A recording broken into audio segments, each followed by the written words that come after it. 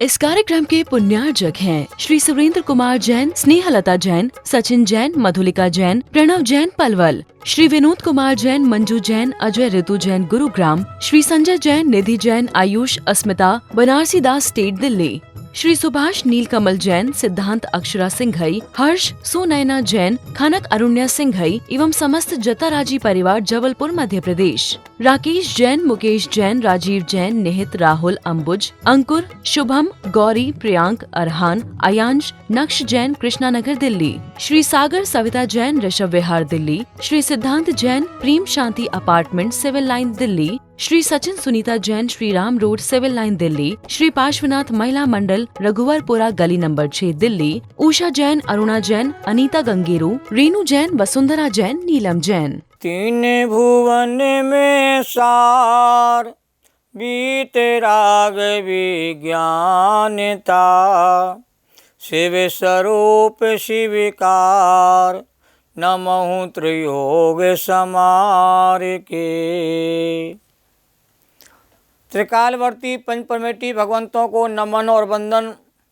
तीन लोक के सभी जीवात्माओं के शुद्ध चेतन स्वरूप को नमन और वंदन। छहढाला ग्रंथ का स्वाध्याय चल रहा है। छहढाला ग्रंथ में संपूर्ण जिनागम का सार रहस्य इसमें सरल भाषा में समझाया गया है। दूसरे नंबर की ढाल चल रही है अगृहीत मिथ्यात्व के निरूपण करने के बाद गृहीत मिथ्यात्व का विशेष वर्णन यहाँ पर चल रहा है। और गृहीत मिथ्यात्व के अंतर्गत सबसे पहले गृहीत मिथ्या दर्शन का स्वरूप यहाँ पर बताया गया है। कुगुरु कुदेव कुधर्म की पहचान कराई गई और सच्चे देवता गुरु के श्रद्धान करने की बात यहाँ पर कहते मूल रूप में कही जा रही है। अब 13वें नंबर का छंद यहाँ प्रारंभ हो रहा है और 13वें नंबर के छंद में गृहीत मिथ्या ज्ञान का ज्ञान विस्तार से कराया जा रहा है। सभी प्रकार का मिथ्यात त्याज्य है, कोई भी मिथ्यात रखने योग्य नहीं है। मिथ्यात वैरी का अंश भी बुरा है, 7 व्यसन से भी बड़ा पाप मिथ्यात पाप को माना गया है। और सारे पापों का कहते हैं राजा महाराजा कहते मिथ्यात परिणाम कहलाता है।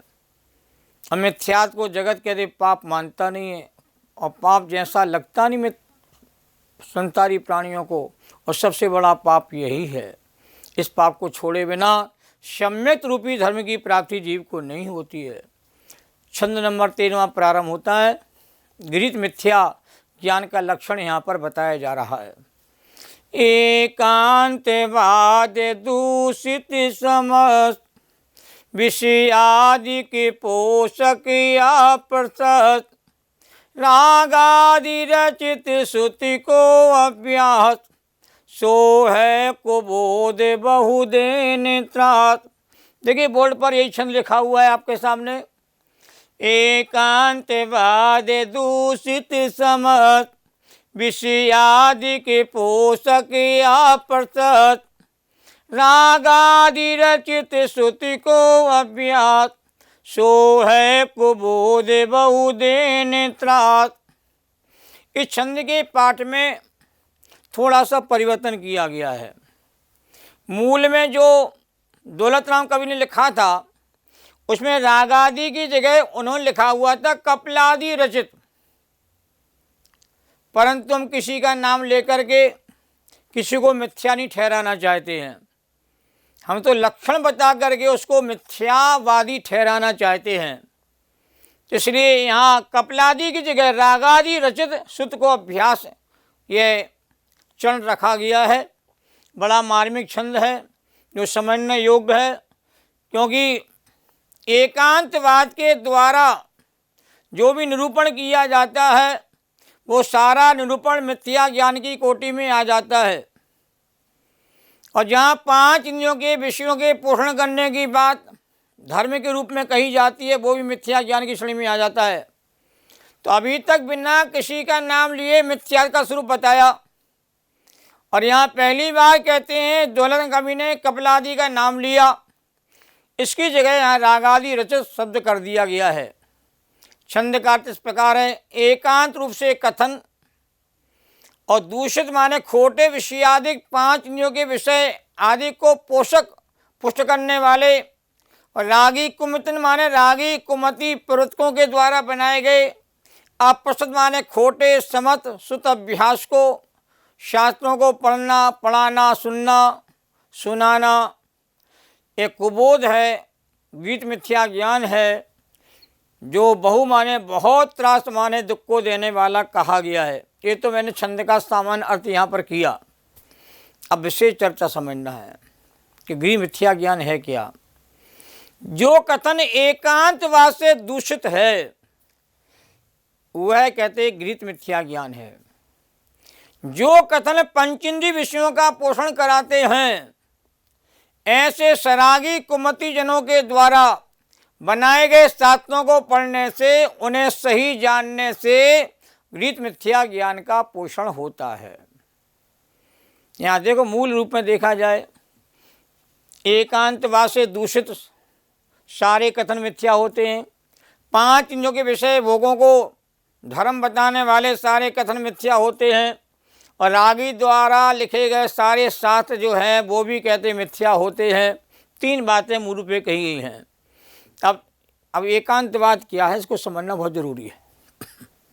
वस्तु में रहने वाले अनेक धर्मों को ना मान करके किसी एक धर्म रूप वस्तु के कथन को ही कहना मानना सब एकांतवाद कहलाता है। वस्तु अनंत धर्मात्मक है, वस्तु अनेक गुणों को धारण करती है, वस्तु में अनेक धर्म विद्यमान होते हैं। तो अनेक धर्मों का स्वरूप ना जान करके वस्तु के एक धर्म को संपूर्ण वस्तु के रूप में जानना ये एकांतवाद कहलाता है।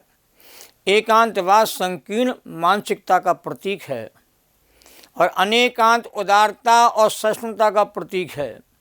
एकांतवादी बिना अपेक्षा लगाए ही का प्रयोग करता है और अनेकांतवादी अपेक्षा जानकर भी शब्द का सार्थक प्रयोग करता है। तो एकांतवाद में ही का प्रयोग बहुधा होता है और अनेकांत में बहुधा भी का प्रयोग होता है। पर जहाँ पर अपेक्षा लगाकर ही लगाई जाती है वहाँ ही दृढ़ता का प्रतीक भी हो जाता है। तो एकांतवाद भी 2 प्रकार का है, एक सम्यक एकांत, एक मिथ्या एकांत। मैंने थोड़ा सा संक्षेप यहाँ रखा है। मिथ्या एकांत भी होता है और सम्यक एकांत भी होता है।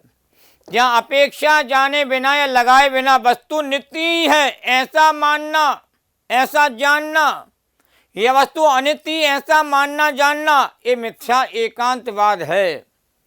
और देव योग से ही कार्य की सिद्धि होती ऐसा मानना भी कहते हैं एकांतवाद है, मिथ्या है। या पुरुषार्थ से ही कार्य की सिद्धि होती है, यदि कोई ऐसा मानता है तो यह भी मिथ्या एकांतवाद की श्रेणी में आ जाता है। राम भाई भी है और राम पिता ही है, तो राम भाई ही है और पिता ही ऐसा मानना मिथ्या एकांत आ जाएगा। और लक्ष्मण की दृष्टि से राम भाई हैं, ये सम्यक एकांत की श्रेणी में चला जाएगा। तो जहाँ नए ज्ञान का प्रयोग करके वस्तु द्रव्यार्थिक नए से नित्य ही है, जहाँ नए ज्ञान का प्रयोग कर दिया तो द्रव्यार्थिक नए से देखा जाए प्रत्येक जगत की वस्तु नित्य ही है, इस सम्यक एकांत का कथन हो जाएगा। और पर्यायत्न से देखा जाए वस्तु अनित्य है, यह सम्यक एकांतवाद का कथन है। और सम्यक एकांतवाद हमारे यहाँ सच्चा माना जाता है। ऐसी अनेकांत भी 2 प्रकार का कहा गया है, मिथ्या अनेकांत और सम्यक अनेकांत।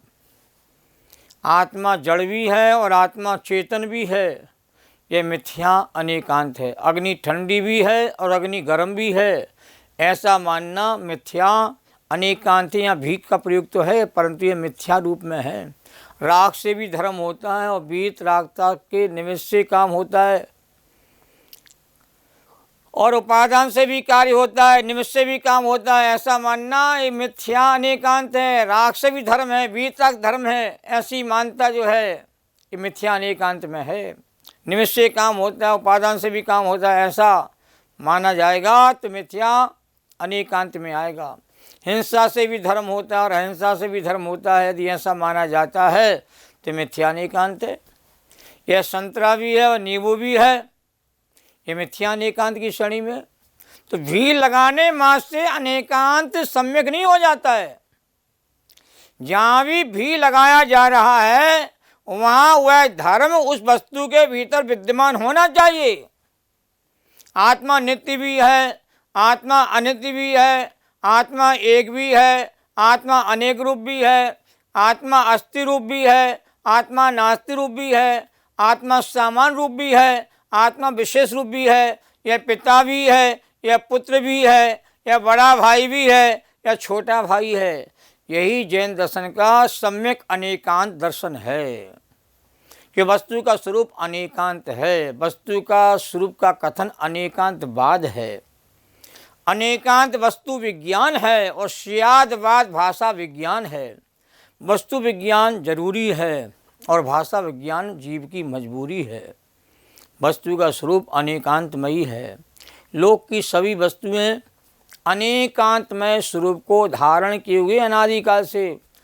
पुद्गल भी अनेकांतमय स्वरूप वाला है और चेतन आत्मा अनेकांत स्वरूप वाला है। धर्म अधर्म आकाश का क्षय द्रव अनेकांतमय स्वरूप वाले हैं। वस्तु एक, उसमें रहने वाले धर्म अनेक होते हैं और 2 से लेके अनंत तक की संख्या अनेक में आ जाती है। जगत में विद्यमान सभी वस्तुएं अनंत गुणात्मक और अनंत धर्मात्मक हैं और एक वस्तु में एक ही धर्म या गुण नहीं पाए जाते, अपितु सभी जड़ चेतन पदार्थ अनंत गुणों से मंडित हैं और परस्पर विरोधी प्रतीत होने वाले नित्य अनित्य एक अनेक आदि अनंत धर्म वस्तु में सदाकाल पाए जाते हैं। धर्म का कभी अभाव नहीं होता है। वस्तु का स्वरूप एक धर्म या एक गुण वाला नहीं है। जो वस्तु के एक गुण या धर्म को मात मानता है, जानता है, वह एकांतवादी मिथ्या दृष्टि है। उसने वस्तु में पाए जाने वाले अनंत गुणों धर्मों की उपेक्षा की है, उनके अस्तित्व को स्वीकार नहीं किया है और वस्तु के यथा स्वरूप को यदि अपलाप करेगा और वस्तु के स्वरूप को कहते नहीं जानेगा, उसका खंडन करेगा, तो वह मिथ्या ज्ञानी कोटि में आ जाता है। और जैन दर्शन में अनेकांत भी अनेकांत की सिद्धि की गई। अनेकांत में अनेकांत की योजना की गई है। स्वयं स्त्रोत में समन्वय स्वामी ने कहा है, आचार्य देव ने कहा है, अनेकांतोपि अनेकांतः प्रमाणानय साधना। अनेकांत भी अनेकांत की स्थापना होती है। मतलब अनेकांत सर्वथा अनेकांत नहीं है। कथन सम्यक एकांत है और कथन सम्यक अनेकांत है और प्रमाण ने की अपेक्षा से अनेकांत में भी अनेकांत की योजना की जाती है। अब इंद्रजाल कोक्षात हिंसा में धर्म मानने वाले, राग देश का उपदेश देने वाले और क्या संसार को बढ़ाने वाले, विकता करने वाले, विषय कषाय का पोषण करने वाले सभी रागियों के लिखे हुए खोटे शास्त्र कहते मिथ्या ज्ञान की कोटि में जाते हैं। हमारे यहाँ तो जो जैनाचार्यों ने शास्त्र लिखे हैं वही सच्चे हैं। सच्चे शास्त्र कौन से हैं? वीतरागी आचार्यों के द्वारा रचित, उसी परंपरा में ज्ञानी विद्वानों के द्वारा रचित ग्रंथ कहते सच्चे शास्त्र कहते कहे गए हैं। जहाँ अहिंसा में धर्म बताया गया हो, रत्नत्रय मोक्ष मार्ग का उपदेश दिया गया हो, सबके कल्याण की भावना हो और जो पक्षपात से रहित हो, मिथ्या कसायों को छोड़ने का जहाँ उपदेश दिया गया हो और संसार को असार बताया हो, वही कहते हैं सच्चे शास्त्र हैं।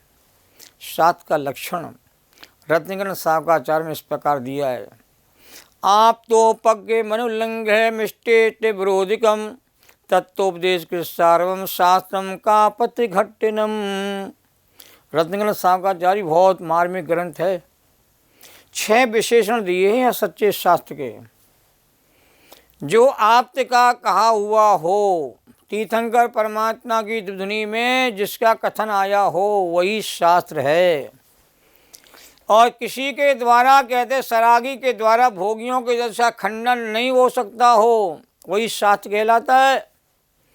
और प्रत्यक्ष आदि प्रमाणों के द्वारा कहते जिसमें कोई विरोध कभी नहीं आता है, वही शास्त्र है। जिसमें तत्व का उपदेश दिया गया हो, वही कहते शास्त्र हैं।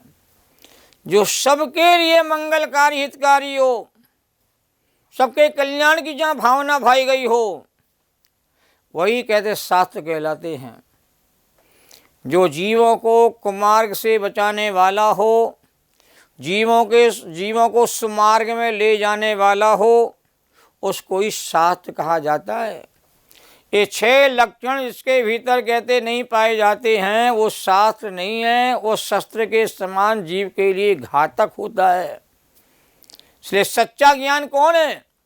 संशय विपर्य अनंतता से रहित पदार्थों का जैसा स्वरूप है वैसा स्वरूप जानना, न कम जानना, न ज़्यादा जानना, न उल्टा जानना। जैसा है पदार्थ का स्वभाव स्वरूप वैसा ही जानना, वैसा ही मानना, यही सम्यक ज्ञान कहा जाता है।